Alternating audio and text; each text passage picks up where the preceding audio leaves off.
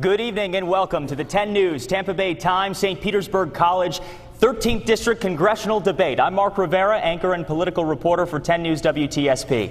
And I'm Adam Smith, political editor of the Tampa Bay Times. Tonight we've got a debate from two of the brightest stars in the biggest battleground, most important political area of the country. Congressman David Jolly, Republican, and former Governor Charlie Crist, Democrat. The debate rules are as follows. When a candidate is asked a question, he will have 60 seconds to answer. The opposing candidate will then have 30 seconds to respond. Answers will be timed. At the end of each segment, we'll have a lightning round where the candidates will answer a series of questions with a few words or one sentence. Let's get right to it. Charlie Crist, as you know, we've got a Zika crisis in Florida, particularly South Florida. We have a case here in Pinellas County now. Congress has been unable or unwilling or inept in doing anything so far. What would you do differently than David Jolly to get some relief from Washington? Well, it's a very important issue. First, I want to thank you, Adam, and the Tampa Bay Times. I also want to thank Channel 10 for hosting us, as well as St. Petersburg College and all of you here tonight. It's a very serious issue, Zika. You know, when you look at what's happening across the state of Florida now, you're right, we have cases right here in Pinellas County, and we don't see action out of Congress. And that's very disturbing, I'm sure, to the people. I'm sure it's very disturbing to people who may have already gotten Zika. What we need to do is work together in Congress to get something passed to do what's right. Last week, my opponent took some mosquitoes on the floor of the House and then later voted in a procedural vote not to support the Zika funding. I don't understand that. I think Congress has to work together. We have to do what's right for the people of the state. We have to get a vaccine that really, I believe, would be the true answer to cure this thing and move us forward. Congressman Jolly? So I appreciate, Charlie, you being honest, that it was a procedural vote, not a substantive vote. So thank you for that descriptor. Listen, I have led the effort in recent months to try to build a consensus around, frankly, a plan that developed out of the Senate between Senator Rubio and Senator Nelson, who laid politics aside. And I think we should do the same tonight on Zika and not take hits at each other on this. This is a public health crisis. The president proposed a plan, right? It is not our job to simply rubber stamp it. And so Congress took a few weeks, a few months to review the plan. Frankly, I asked hard questions of CDC and NIH. Why are we assuming a 2-year crisis? Why justify the request? That's our Article 1 responsibility. Once that was met with my satisfaction, I started voting for the president's plan. I voted for the Nelson-Rubio plan. I voted for the House plan. I will vote for whatever it takes to get it done. And yes, I will take mosquitoes to the House floor if that's what it takes to tell my colleagues it's time to pass this now. Thank you for not bringing mosquitoes here. Yes, we appreciate that. Congressman Jolly, do you believe it's right for a woman who finds out she has Zika in the early stages of pregnancy to abort? I think that is her choice, but for the health of the mother or the health of the baby or the life of the mother, I think there should be exceptions permitted to terminate the pregnancy. Yes, I do. Governor. I do. I think it's a woman's choice to make. In fact, I think it's a woman's choice to make across the board as it relates to her health decisions. My opponent doesn't feel the same way, and I respect that. He has that right, but he has advocated overturning Roe versus Wade. Both of us are lawyers. Roe versus Wade is the case that says that a woman has the right to choose up until the 3rd trimester. I support that decision. My opponent does not. I think the voters of this district have a right to know where we stand on issues. May I? Yes, you may. Mr. Crist, this is why we can't believe what you say.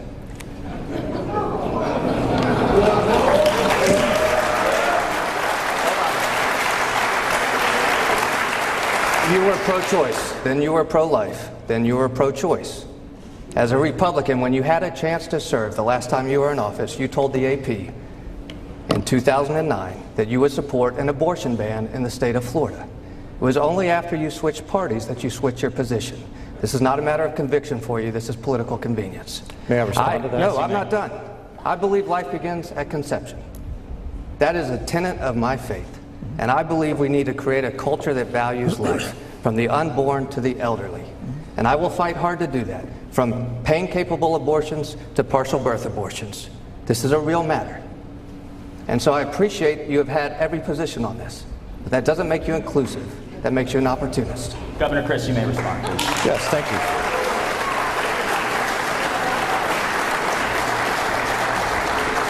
I am personally pro-life, but I believe in a woman's right to choose. You cannot believe in life Excuse me, and then allow David? it to be terminated. I didn't interrupt you. That's true. I am We're personally- going to have a debate tonight, Mr. Crist. We are. Please. I am personally pro-life, but I believe that it's a woman's right to make the decision about her own life. You have a different point of view. Instead of attacking me, why don't you admit that and let the voters of Pinellas County know that you don't believe in a woman's right to choose? I think I just laid out my position. Move on.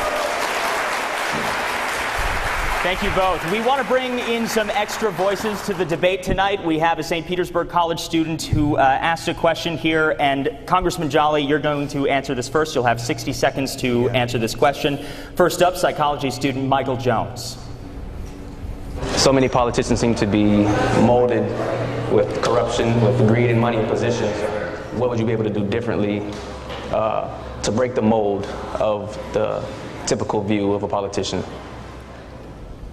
Congressman Jolly. Hey, I think that's a great question. And listen, I laid it all on the line with the bill I call the STOP Act. I think members of Congress spend too much time raising money. I think candidates spend too much time raising money. You want to know why we haven't solved the problems we face today? From veterans health care to national security to immigration to tax reform to a balanced budget?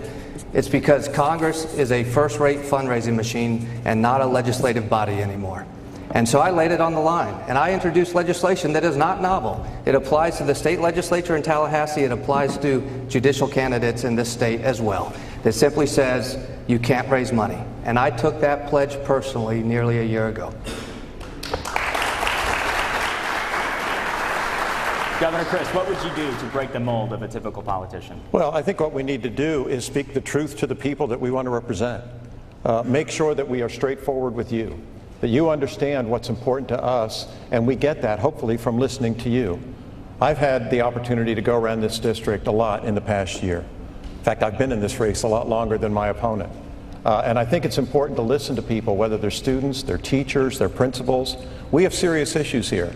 And the way to break the mold is listen to people, understand what their concerns are, not be beholden to special interests. Unfortunately, my opponent gets a lot of his support. I don't know how he raised it if he's not getting it. I guess because he paid somebody $10,000 a month to raise money in Washington, D.C. I don't call that breaking the mold. But he's gotten a lot of it from Wall Street and a lot of it from K Street, where he used to be a lobbyist. That's not breaking the mold. That's being part of the problem. So We mention deserve the a opponent change gets 30 in this seconds, is district, that right? And I look forward to it. Yes, you may respond. 30 seconds, yes. Charlie, just because you've been a member of both parties doesn't make you bipartisan. You went and sat in the lobby of the Ritz-Carlton during the Democratic National Convention and said you had just scored 4 fundraisers. You called it the bank. You are a professional fundraiser. It's what you do well. I abandoned fundraising to legislate and do my job. Well, then why did you vote for Zika? You know, let's try to ease off on the applause so we have as much time as possible for questions. Thank you.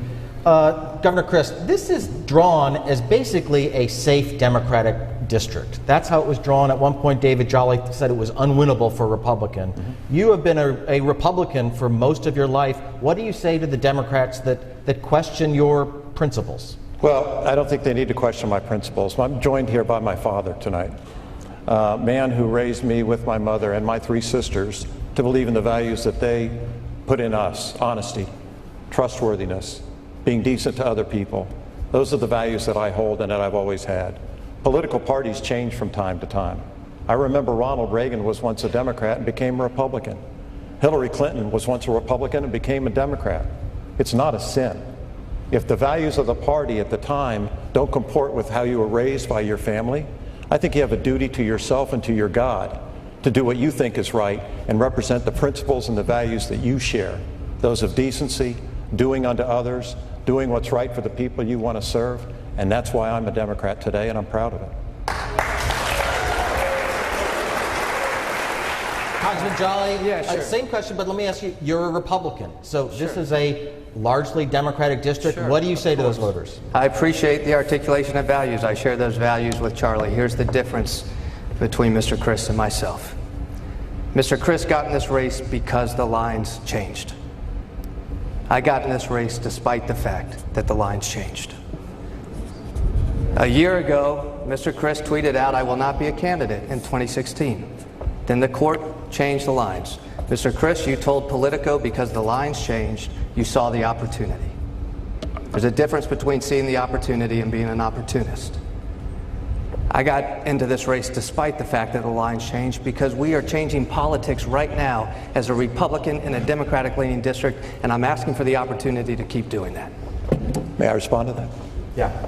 I got into this race because before the lines changed, I didn't live in the district. You bought a house to be in the district on St. Pete Beach No, I did that you not. later sold. No, David. Why would if you have two properties anticipating the lines changing? I didn't interrupt you. Congressman, let me You're right. talk. Okay. You got it. My wife bought that house on the beach as an investment. We didn't buy it to be in a congressional All district. right, guys. I stand corrected. Please. You are corrected. I am what corrected I think on is that. important You're right. is you decided to run for the U.S. Senate only after a year asking all these people for their vote to be their member of Congress. Now, I've run for a lot of offices, but I've never left an office in a year after I first got there. That is stunning to me. It is unbelievable. You've never run for so the re-election, reason I've run for this Charlie. office is this is my home. St. Petersburg is where I grew up. This is where I went to high school. This is where my father has practiced medicine for 55 years. I'm running for this office because I love these people, because I want to serve them, and I want to make sure that their values are reflected in Washington, D.C. And we don't hear the kind of bickering that you're volunteering tonight, so that we have somebody who's willing to work across the aisle, work with other people in Washington, so that the people here in Pinellas County get their voice heard and things done instead of the nothing that you've been able to do in Washington in 2.5 years. We are going to move on to our lightning round. Please remember to keep these answers to a few words or a sentence. Congressman Jolly, we're going to start with you. Do you endorse opening a Cuban consulate in St. Petersburg? I think it should be in St. Pete and not Tampa, and I've met with Cuban officials to do that. I think it's a great opportunity for this city, yes. Governor Crist. Freudian slip. No, I think it's the right thing to do. There's no question about it. And I think that St. Petersburg would be a great place to have the consulate. I've taken the view that getting rid of the embargo on Cuba is the right thing to do. We need to be more enlightened as we deal with our neighbor to the south, and having the consulate here in St. Pete would be magnificent. Governor, should assault weapons be banned? Absolutely. Listen. There's no question in my mind that this is an issue that has touched us here in Florida very closely. We're about an hour and a half from Orlando, where the Pulse massacre occurred. It strikes me that two things ought to happen, and ought to happen very quickly. Number one, we ought to have more stringent background checks on people who are able to purchase guns. And number two, we ought to ban assault weapons. There used to be a Let's put ban. the lightning back in lightning Yeah, round. thank you, Governor. Thank you. Congressman, what are your two favorite restaurants in the district? Oh, so for breakfast, you'll find us at Maggie Mae's in Bel Air Bluffs. You'll also find us at Phila Galachi and Krabby's and Indian Rocks, and then any one of the Baystar restaurants. You'll find us there. All right, Governor Crist. Park Shore Grill, it's very close to where we live. Always like Harvey's, and the 4th Street Shrimp Store. Okay, Governor Crist. Should medical marijuana be legal? I believe it should. And again, I think this is a very important issue. I supported it the last time it was coming up. I won't be too long, but I had a sister who died of cancer, brain cancer.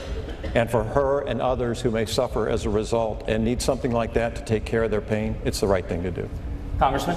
Only if the FDA approves it. We don't approve medicines on the ballot. I don't want my niece taking a cold medicine or marijuana because voters approved it and not doctors. So this should be a matter for researchers, medical professionals, and the FDA. Congressman, what's one significant issue that you differ with your party leadership on? Oh, there's many. Look, I'm trying to force consensus on hard issues, from climate science to marriage equality to how do we keep guns out of the hands of terrorists to stopping campaign finance. Look, in 3 years, I've tried to change politics at great political risk, and I think I've demonstrated that I continue to put Pinellas over Washington politics. And Governor Crist, what's one significant issue you differ with party leadership on? The Trans-Pacific Partnership. I am concerned that it doesn't protect the American worker sufficiently as we try to move forward on trade agreements around the globe and in Asia as it relates to this one. Another problem I have with it is how it treats corporations and lets them have more free reign as it relates to the environment. Thank you. We have time for one more? Yeah, absolutely. Let's Go just ahead. do one more.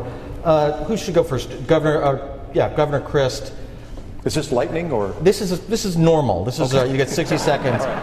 What is going to be your number one priority? What are you going to try to carve out for yourself in Washington in terms of an issue and expertise? I'm very concerned about Social Security, Adam. I am concerned that today in Social Security we have a double tax, if you will. When you pay into Social Security, you have to obviously pay on your income taxes. But then later in life, when you become eligible as a beneficiary, when you get those benefits, you also have to pay a tax. I call it a double tax, and I don't think it's fair, and I don't think it's right.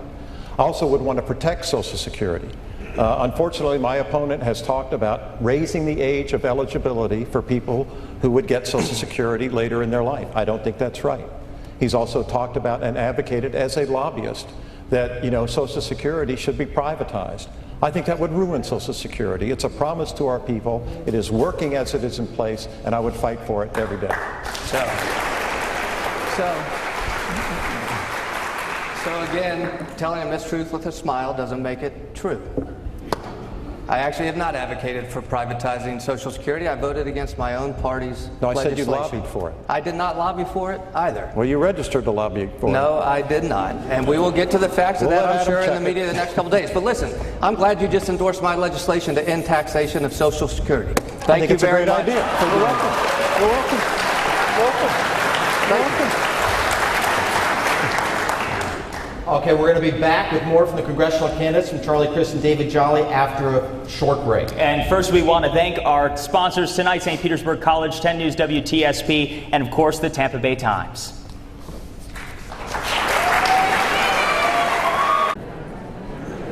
Welcome back to the House District 13 congressional debate hosted by 10 News, WTSP, the Tampa Bay Times, and St. Petersburg College, live from the Palladium Theater. Thank you guys so much for being with us this evening. The two candidates now have a chance to ask each other a question, and you will both have 60 seconds to respond to that question. Governor Crist, we're going to start with you. Thank you. I appreciate the opportunity for that, Mark, but I feel like that when segments like this come into a debate, it's usually posed as an opportunity for people to take shots at each other. I don't want to do that, so I'm not going to do that tonight. In fact, I would rather take another question from one of the students from St. Pete College. And if I did have a question for you, David, it would be, I would hope you would join me in doing this and bringing about more civil discourse of issues facing Pinellas County.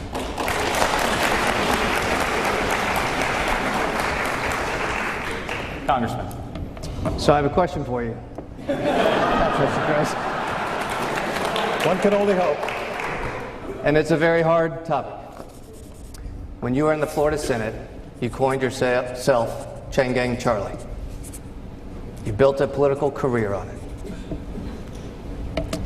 When you were in the state Senate, you traveled to Alabama with Harry Singletary, the very first African-American corrections secretary from the state of Florida, to view the chain gang. You accepted a hat from the governor of Alabama that said Alabama Chain Gang. You stood on the side of the road over 3 African-American prisoners in chains on their knees.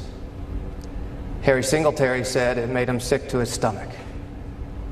You called to bring it to Florida. The Sarasota Tribune called it modern-day slavery. You called to bring it to Florida. Many called it barbaric. You stood there over 3 African-American prisoners in chains on their knees on the side of the road, saying it was a great sight, saying we needed to bring it to Florida. And you did this, whether you know it or not, on the eve of Juneteenth, the day the African-American community celebrates the end of slavery. My question for you is, did you ever give it a second thought? Did you ever hesitate? Or did you just see political opportunity in that moment to be a Republican tough on crime? Well, there you just saw what I was talking about. No, this is a question of conviction, Excuse Charlie. me, sir. I'm happy to answer your question. Okay. The reason we did those things, in addition to a STOP Act that I sponsored as well, that brought about 85% of sentences had to be served in Florida, because in the mid-1990s in our state, we were #1 in violent crime in America. And for you to suggest that it had anything to do with race is appalling. And it's beneath you. And I'm embarrassed for you that you would say that about your fellow Floridian. I don't have.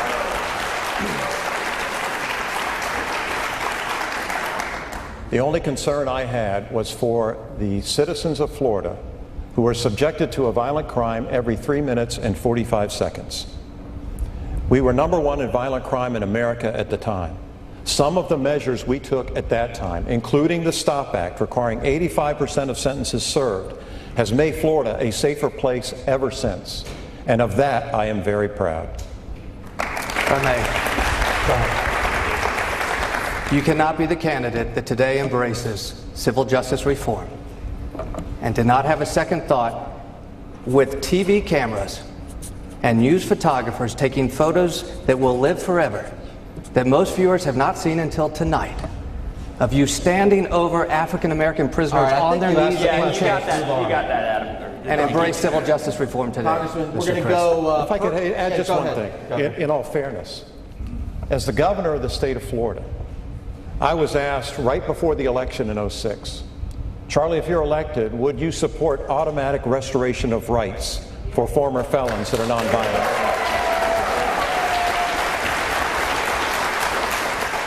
And David, just so you know about where my heart is and how I feel, I am compassionate to people who are subjected to crime, and I am compassionate to people who deserve to have a second chance.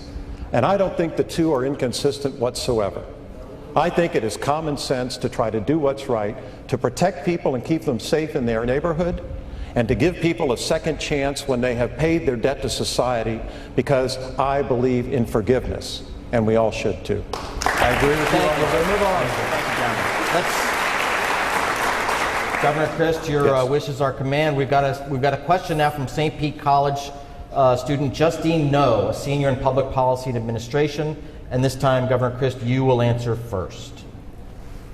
Does the no-fly, no-buy legislation violate the due process rights, and does it violate the Second Amendment?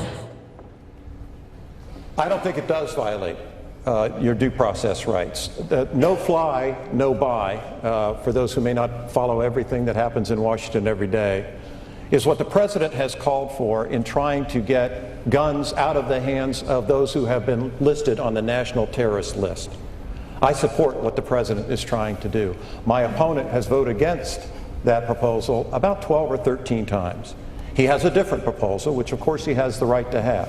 But it seems to me that we ought to err on the side of safety and make sure that we're getting the guns out of those that are on a terrorist list at a minimum. It just makes common sense. Thank you. Congressman. Yeah, it's common sense. Terrorists shouldn't be able to purchase firearms, which is why I've offered a consensus provision. Listen, I did vote against the Democratic proposal because there's no due process. To be denied your Second Amendment right today, it has to be post-adjudication. You are convicted of a violent felony or adjudicated mentally incompetent. The Democratic proposal restricts the Second Amendment right with no due process. So I introduced the consensus proposal. Frankly, CNN said it makes too much sense. It says, if you're on a terror watch list, you can't buy a gun. But the government has to give you a due process hearing, and they have the burden of proof, 51 to 49, to say why you should be denied a constitutional right. I want to slip in another one. We let you slide on the assault weapons ban lightning round question. So what's your view on that? Yeah, listen, I would point out, Charlie, you were in office for 18 years. And when you had a chance to do something about it, you didn't. Frankly, the Brady campaign to end gun violence gave Florida an F+ when you were governor. And so I met with them recently. I support background checks. I support waiting periods. Everything we can do to keep guns out of the hands of criminals. But you don't support an assault weapons ban? For a class of weapon, I'm not there yet. It is an issue I continue to wrestle with. I'll be honest with you. This is a human story. But I protect the Second Amendment right. But I do not support a ban on a class of weapon right now, provided we have background checks that are infallible and in place. Thank you. Thank you. Governor Crist. Should the 11 million undocumented immigrants in America get a pathway to citizenship, or should they be deported first? I believe they should get a pathway to citizenship. I think it would be inhumane to take children away from parents and send them to different places. And it's unreasonable to deport 11 million people in the first place. I'm the grandson of an immigrant. I believe in immigration.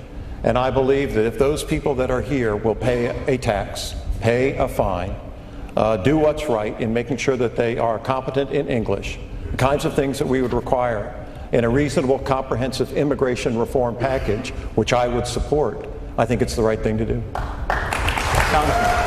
And so there's probably some room for agreement here. I support comprehensive border security reforms to get operational control of the borders and have comprehensive immigration reform that includes remediation and penalties and so forth. But here's where we differ. I don't support a pathway to citizenship for people who came here illegally. I do support a pathway to legal status and residency, and here's why. And the Times just wrote a great story about this. A couple that I know in Pinellas Park who came here legally on a visa to open a floral business. A baker in Indian Rocks Beach who came here legally. They don't have a pathway to citizenship.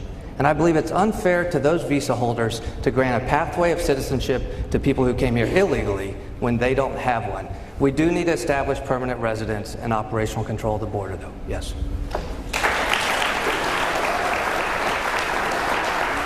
Congressman Jolly, what should we be doing in Syria today? Deploy the finest special operator force the world has ever seen, which is our men and women to go and destroy and eradicate terror around the world. Here's what we shouldn't do. The Obama administration has continued to empower Russia and Iran that is backing a regime in Syria and terror elements, be it Hezbollah or otherwise. We have laid down American leadership. My wife Laura and I just took a trip throughout the Middle East. We met with heads of state and kings, and we met with Syrian refugees down on the border.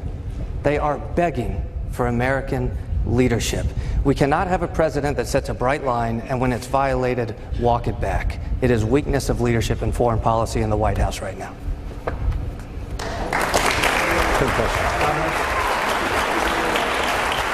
I believe that the president has us on a good path as it relates to Syria. We have seen very good gains lately in taking over ISIS-controlled lands.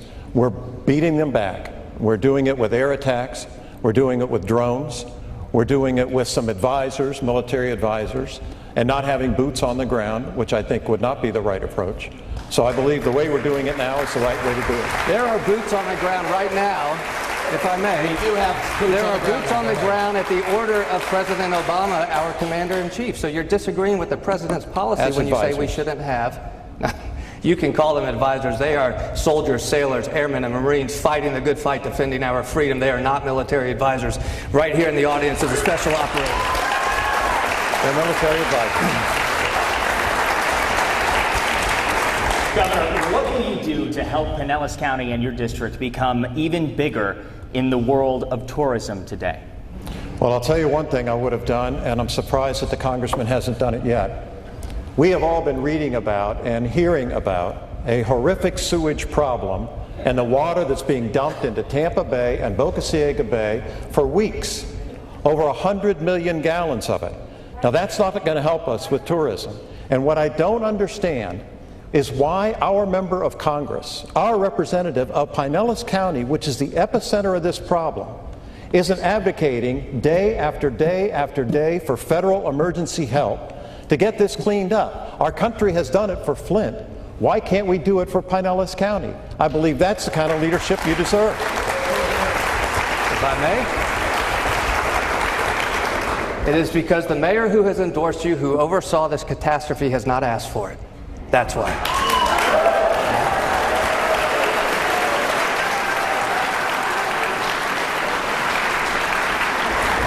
If you have to be asked for help when the people of your district are suffering, something's wrong. Your mayor. You've got to be awake and understand what needs to be done.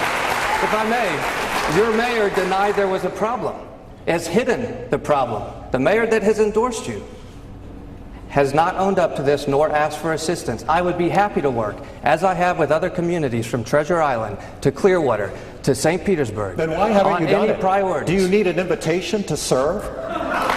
What? Let me ask you a question. Charlie, what would you do? You're in my shoes, a member of Congress. What would you do? I would be rules up of the there House? advocate. I would at least talk about it. I would bring focus to the issue.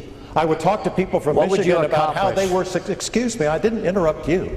No, I'm waiting I for would an talk answer, to though. the people Gentlemen, from thank you. Michigan and ask them how they got help and how they got support. They haven't gotten it yet. Gentlemen, well, thank that's you. fine. We're moving on. We're moving on. We'll Thank move you, on a gentlemen. little bit, but I want to. Let's stay on the issue of infrastructure. This is not exactly comparable to Flint. We're not talking about drinking water, but what is your role as a congressman in? We've got infrastructure problems, not just with our sewage, but with our transportation, with our roads. What do you see your role in doing something about this, Congressman? Yeah, so I'm working with a Democrat from Maryland who has a great plan that would allow corporate America to onshore offshore resources right now, deem it repatriated at a rate of about 10%, which the business community would accept, put it in an infrastructure bank trust fund, and fund projects here. The reality is, for the past 6 or 7 years, Congress has not had the ability to direct funding to any specific project, including sewers in St. Petersburg. Our only job can be to fight for top-line funding and allow municipalities to compete for it. I think if we can allow repatriation of offshore money, we can create an infrastructure bank to fund development right here. Governor, we don't have earmarks anymore. What would you be doing? We don't. Well, what we do have is an election coming up in 50 days, not only between Mr. Jolly and myself, but for president. One of those two candidates has talked about an infrastructure project that it would be an important part of her administration to make sure that we have comprehensive infrastructure projects all over the United States of America. It's one of the reasons I support her.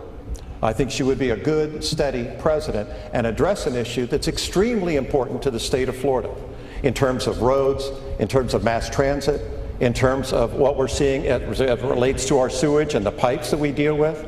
We do need infrastructure. We need a massive amount of it done.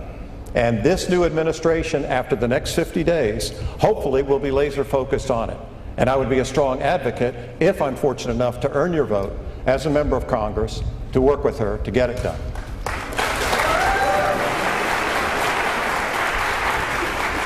Governor, what would you do to help solve the problem of income and wealth inequality as a congressman? Well, I think there's several things. Right now, there's an issue that's in this campaign and every campaign in America about minimum wage.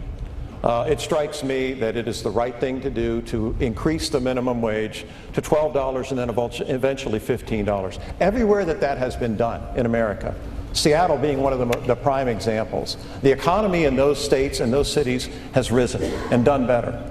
Because sometimes you'll hear some argue that if you do that, maybe people won't be employed as much. But the reality is they have more disposable income. They can support other small businesses in their community. And that is exactly what's been happening. That's one of the things that I would do to try to help the middle class. Congressman. Charlie, this is why working families just can't believe you. I support indexing the minimum wage. When you had a chance to support it, you voiced opposition to it. As a member of the board of Enterprise Florida in 2004, when the state of Florida was having a debate about raising our minimum wage and indexing it, there was a unanimous vote by the board while you were at the meeting.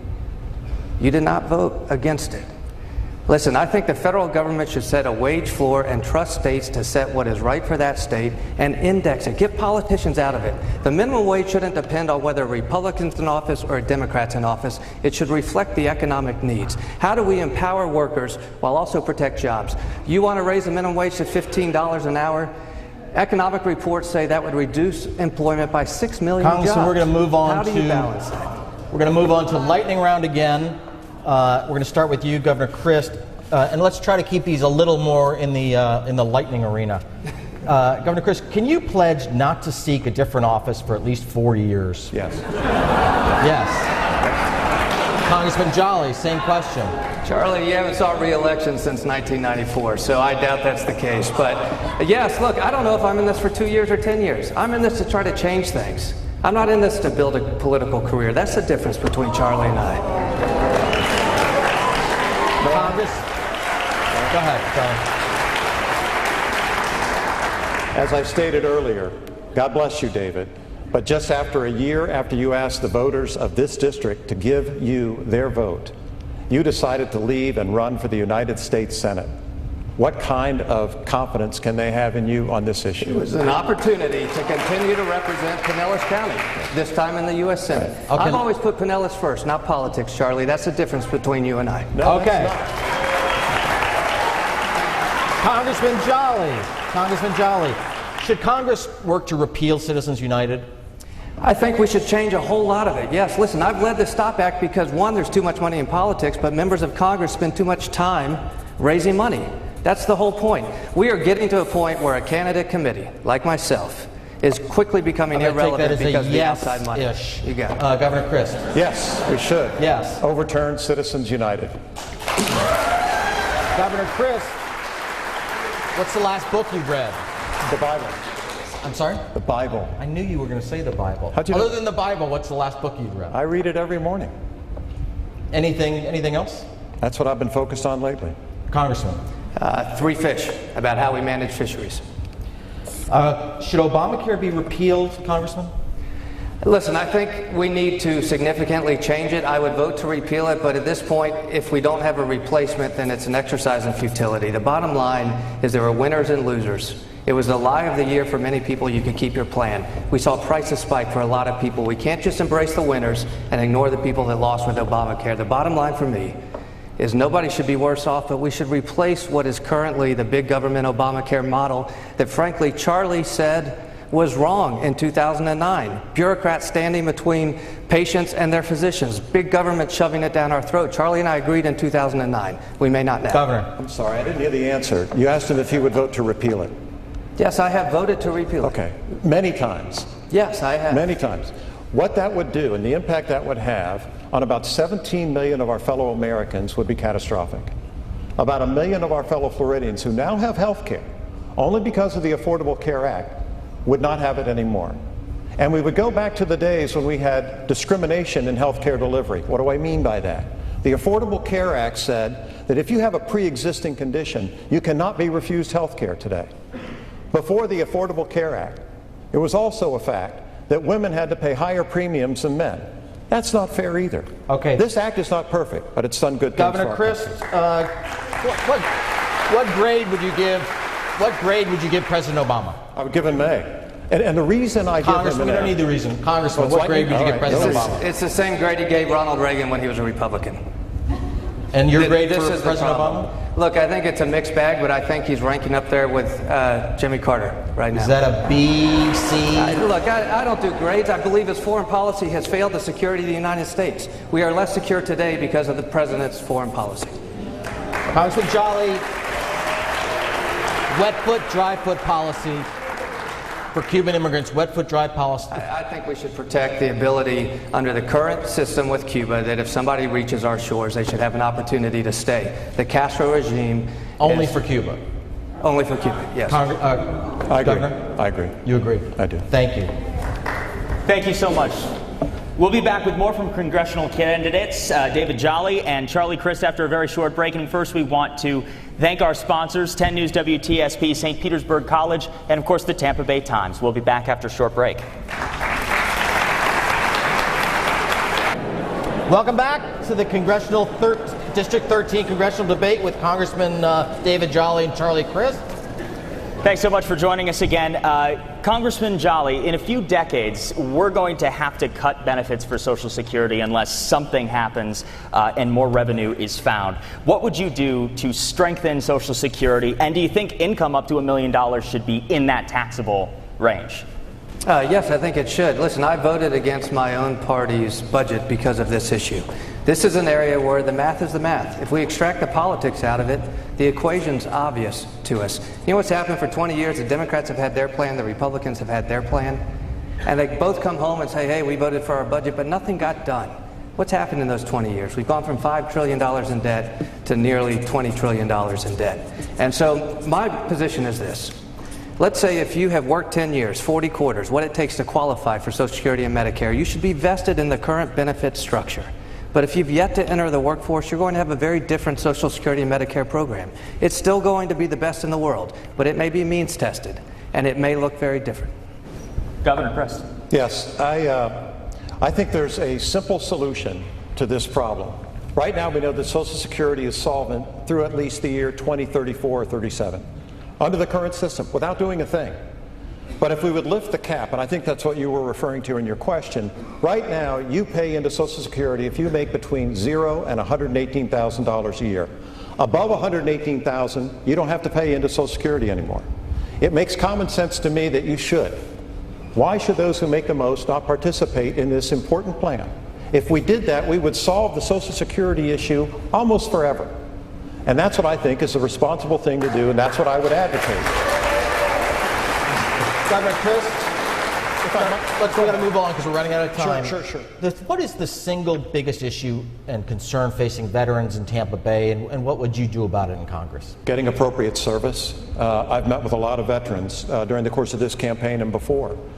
In fact, when I was governor, I appointed a Secretary of Veterans Affairs, Leroy Collins Jr. But I think what they need is they need somebody who will fight for them and be an advocate for them. They need to get good service. They need to get their appointments on time. They need not to be delayed in getting the appropriate health care that they need. And they need a member of Congress who will vote for an additional $15 million for the Veterans Administration instead of voting against additional $15 million as David Jolly did as recently as 2015. If I may, Congressman, there's been no greater advocate. I've introduced a Veteran Health Care Freedom Card that says you choose where you want to go. Go to the VA or go outside. On the benefits backlog, I've worked with the Secretary to say, what do you need? He said, I need 770 more employees. And I said, okay, we'll do it. On veteran suicide rates of 22 a day, I've worked with the veterans community to do it. But here's the problem with what you just said, Mr. Crist. You recited a quote from Nancy Pelosi that was given 3 Pinocchios by the Washington Post.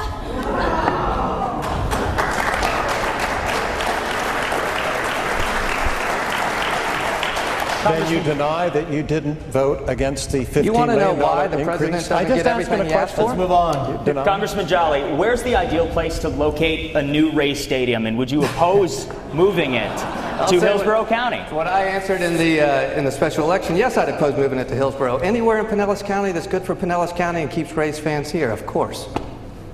Governor Crist. Anywhere in Pinellas County. We agree on this issue. It may be the only thing we agree on, but it's nice to agree with you on something. I think we're going to a lightning round. Yeah, let's hit it. I'll start out. Starting with you, Congressman Jolly, do you intend to vote for your party's nominee? It took you 45 minutes to get there, Adam. Listen, Donald Trump does not have my support today. I understand millions of people support him because they want to change Washington. I want to change Washington as well. I won't be voting for Secretary Clinton, but I'm not there with Mr. Trump today, no. You said today, though. Let's be clear on this. Oh, I've also said I don't foresee getting there in November as well. There's not a trick here. I'm struggling like millions of Americans are, looking for leadership in our 2 candidates and not seeing it. And I think I represent it. You voting for your party's nominee, Governor? I am proud of Hillary Clinton. I think she's been a very good Secretary of State, a very good senator from the state of New York. The thing I like most about her is I believe that she is steady. I believe that she is strong. I believe that she is honest. And I look forward to voting for her. Governor Crist.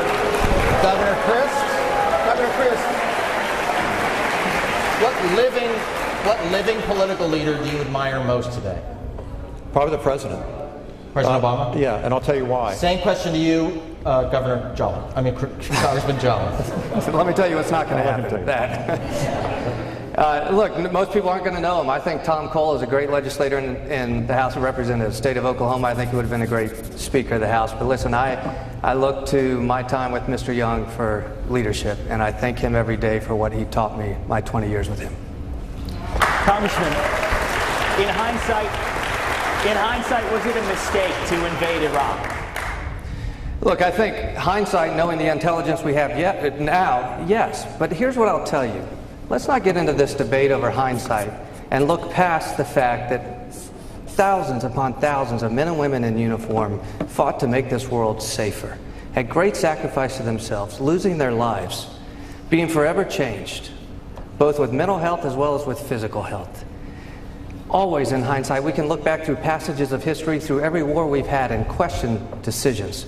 But let's not disrespect or disparage the honor that men and women served with and have a debate that doesn't need to be had today. No, I don't think anybody's doing that here, Congressman. Governor, can you answer the question as well? In hindsight, was it a mistake to invade Iraq? In hindsight, I think anybody would say that it was. And I'm sympathetic to those who had to make the decision to go in based upon the information they were presented at the time. That should never happen. We have to be transparent. We have to be honest with each other, especially when you're talking about sending Americans into battle and into harm's way. So that should never happen again. Governor Crist, should Rick Scott expand Medicaid? No question about it. I mean, we've got Congressman, 800,000 people that should would Rick benefit. Scott expand Medicaid? Listen, I've never been involved in the state budget. I would say that the state Senate, led by Jack Latvala and others, reached a compromise on how to expand care for individuals. And so I think I would have followed the state Senate lead on the compromise provision. Congressman, what's your biggest regret in public service? I once yelled at Adam Smith and told him he asked me a stupid question. It probably was a stupid question, but I shouldn't have yelled at him. Governor Crist. My biggest regret in public service? I don't know that I have one. I have been honored and privileged to serve as a state senator from this area, to serve as your commissioner of education, to serve as your attorney general and fight rate increases from insurance companies, lower your property taxes as your governor, lower your property insurance as your governor. All of these things have been a great privilege for me. And to be able to appoint 4 members of the Florida Supreme Court, to extend voting rights to help people so that they could vote early. Thank you, Governor. Okay, Thank you, that sounded Governor. like a closing argument, but It we'll did. go ahead and do We're going closing into it right No now. regrets in your career, but let's go to your closing argument. Each of you have 1 minute, starting with you, Governor Crist. Thank you. Thank you very much. Well, first, again, I want to thank the Tampa Bay Times. I want to thank Channel 10, St. Petersburg College, and I want to thank all of you here tonight and all that may be watching at home. This is an important election. This election this year, not just between David and myself, but the election this year may be one of the most important of our lives. So I would encourage you all to make sure that you exercise that precious right to vote. It is absolutely important. We have to start, early voting soon. Votes are going to be mailed out October the 4th for mail-in voting. Please exercise that right. We're privileged as Americans to have it. It would be an honor to serve you in the United States Congress. I will not let you down. And I will not bicker with my friends or colleagues up there. I will represent you with a civil tone that you will be proud of.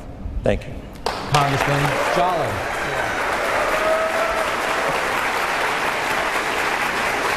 I would say to folks tonight and the viewers at home, Democrats, Republicans, Independents, the choice is clear. My opponent first ran for office 30 years ago and has constantly promoted his party's agenda, whatever party that was. I first ran 3 years ago, and I have tried to shatter the mold of modern politics.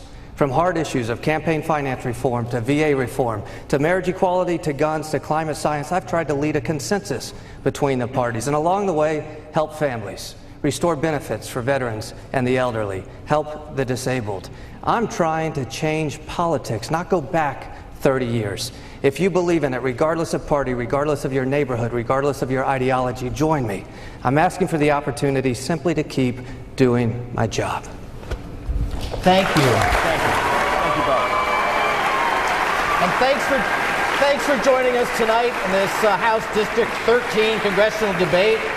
Hope you learned something about these two candidates and what separates them. And again, we do want to thank these candidates, Congressman David Jolly and Governor Charlie Crist. Thank you both so much for being here tonight. And thank you to the crowd and those watching at home. We appreciate it too. We also want to thank our sponsors, the Tampa Bay Times, St. Pete College, and 10 News WTSP, and of course a special thanks to the Palladium Theater as well. Thank you for your hospitality tonight. And for all of us here, good night. Good night.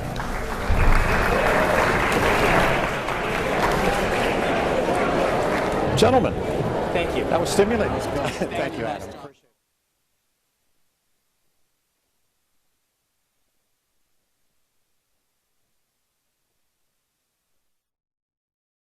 Once more, we will have a government of, by, and for the people. We are strong.